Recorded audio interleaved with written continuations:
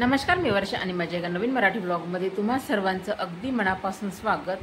आणि आज मुली गेल्या आहे आपल्या गावाला। वैष्णवी आणि मावशी गेल्या आहे सोडायला त्यांना गाडीनेच। आणि आता मला काहीही करमत नाही आहे, कारण दीपक पण गेला आणि वैष्णवी पण त्याच्यासोबतच गेली। दीपक परवाच्या दिवशीच गेला तो नागपूरला, कारण त्याचे पेपर सुरू झाले, तर तो गेला परवाच्या दिवशी। आणि आता मी आणि सासूबाई आम्ही दोघीच जणी घरी होतो। आणि आज शनिवार होता आणि हे ड्युटी काय गेले नव्हते, घरीच होते, त्यामुळे हे दुकानात गेले होते। तर मग माझ्याकडे वेळ होता, त्यामुळे मग चला म्हटलं आता रिकामा बसण्यापेक्षा मी आंबे आणले होते आदल्या दिवशीच। शुक्रवारी त्या दिवशी मार्केटमध्ये गेली होती, तर आंबे घेऊन आली होती। तर मग आता आंब्याचा साखर आंबा बनवावा म्हटलं। तर छान आंबे पहिले फ्रीजमध्ये ठेवले, तेव्हा आपण धुवूनच ठेवले होते, परंतु आता फ्रीजमधनं काढले तर ते असे शिलायचे नाही। पहिले पाण्यामध्ये छान धुवायचे आणि त्यानंतर मग स्वच्छ कपड्याने पुसून घ्यायचे आणि मग ते छिलून घ्यायचे।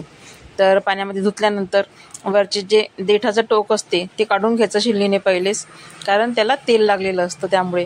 आणि नंतर मग फडक्यांच्या पुसून घ्यायचे आणि मग शिलायचे।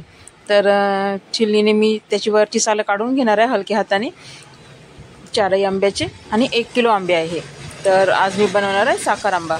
आता पूर्णपणे आंबा चिलून घेतल्यानंतर मग याचा किस काढायचा आहे। तर किस काढण्यासाठी आता खूप साऱ्या चिलनीचे प्रकार आहे, आपल्या किसनीचे प्रकार आहेत। स्टीलची पण मिळते, छोटीवाली पण मिळते, तर 2-3 प्रकार आहे किसनीचे पण। तर माझ्याकडे ही आहे आणि एक छोटी आहे, आपण जे अद्रक किसतो ती। तर अद्रक किसतो त्या किसनीने किसायचं नाही, कारण त्याने खूप बारीक होऊन जाईल, पेस्ट झाल्यासारखी होते। आणि याला 3 याच्यामध्ये आहे, एक खूपच बारीक आहे, एक मीडियम आणि एक खूप जाड। तर खूप जाड्याने पण किस पाडायचा नाही, मीडियम याने पाडायचा, म्हणजे तो लवकर शिजतो। आणि जेव्हा आपण साखर आंबा बनवतो तेव्हा खाताना जर जाड्याने जर बनवला आपण, किस पाडला, तर तो खाताना असा कच्चा होते। आणि मीडियम याने जर बनवला पूर्ण छान एकजीव असा मुरून होतो। तर त्यामुळे मग मीडियम यानेच मी आता किस पाडून घेणार आहे 4 आंब्याचा। आणि या पद्धतीने छान आता पाडून घ्यायचा किस।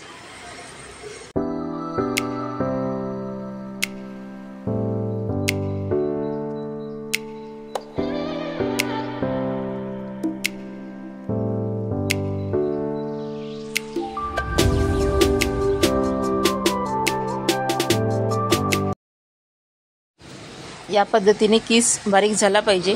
तर मीडियम याने बरोबर पाडला की असा किस होतो। आणि थोडं याला जास्त जर बारीक याने जर काढला तर त्याला पाणी सुटतं खूप, म्हणजे पेस्ट बनल्यासारखं होते ना ते, त्यामुळे म्हणून बारीक याने नाही पाडायचा आणि खूप जाड याने पण नाही पाडायचा। तर बघा आता माझे 4 आंबे छान किसून झाले होते आणि 1 किलो आंबे होते, तर एवढा किस झाला होता त्याचा। आणि बियाला थोडंसुद्धा शिल्लक नव्हतं राहिलं, पूर्णपणे छान किस पडला गेला होता। आणि आता आपण या किसाला एका पातेल्यामध्ये घेऊन घेऊ।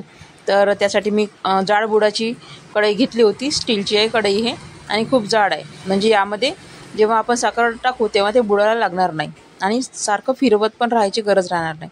तर पहिले किस टाकून त्याला जे पाणी सुटलं आहे ते पहिले आटवून घ्यायचं, म्हणजे कमी करून घ्यायचं ते।